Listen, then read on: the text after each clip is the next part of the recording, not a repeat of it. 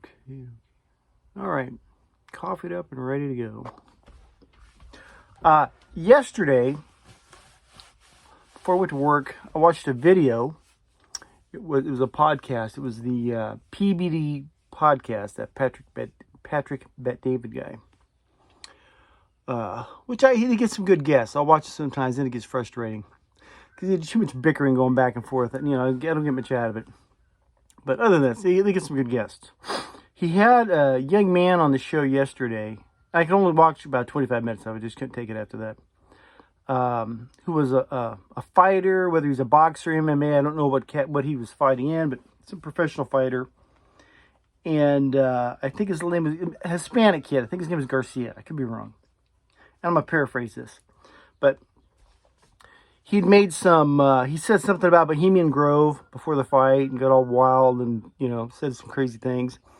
Then I guess every day before the fight on Twitter, he would say something kind of wild and outlandish. Like he has the receipts of some, child sex trafficking and all this. Just saying all kinds of, I think aliens, he talked about aliens. Meanwhile, he's also a Christian. He's real big in his his faith. And this Patrick Bet David, when they started the interview, he said, they started out as this guy trolled the world. And he asked this young man, this fighter, he said, is it you trolled the whole world before this fight? And I'm like, I'm not getting what he means by trolled, but because I don't follow this stuff. But he said, you had all this stuff going on every day. You were saying something wild and outlandish. Was this true? Was this really your state of mind? Or was this marketing the fight to get more crowd participation? Or pay-per-view, whatever. Like I said, I didn't watch the fight. And the kid said, yeah, that's what I did. He said, we weeks prior, we filmed a lot of that stuff weeks prior, and then put it out accordingly. And then that Patrick Bet David said, where'd you learn how to do this? What gave you this idea? He said, well, God gave me this wisdom. He said, sometimes I felt like the evil was trying to get in there, but he says, God straightened out. But God gave me this wisdom to do this. And if someone's not real, if you're caught up in the moment, it might make sense or whatever. And you say, well, this guy's giving, he had made a great marketing move, and it was divine wisdom given to him by God, and, this, that, and the other thing. And this kid talks about having visions and prophetic things and this kind of stuff. But basically what he's saying is, God, through the Holy Spirit, which I think he did mention the Holy Spirit, led him to manipulate millions of people. There's probably a lot of people, I don't know, but millions of people to get interested in this event through lies and deception.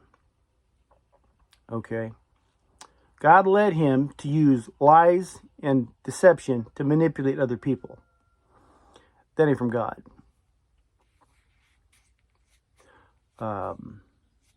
So now you end up with maybe the kids never read the book. There's a lot of Christians out there, mouthy, promoting Christians out there that have never read the book. No matter what your opinion is of the book and the translations, and it's been rehashed or whatever the case, blah, blah, this and that. The standard is still there. It's whether you're looking at the Ten Commandments or everything found through the New Testament, there still is a standard there. I don't care how butchered the Bible may have been. The standard is there. Okay? And if you understand John 14:15, you are light years ahead of the class. Okay?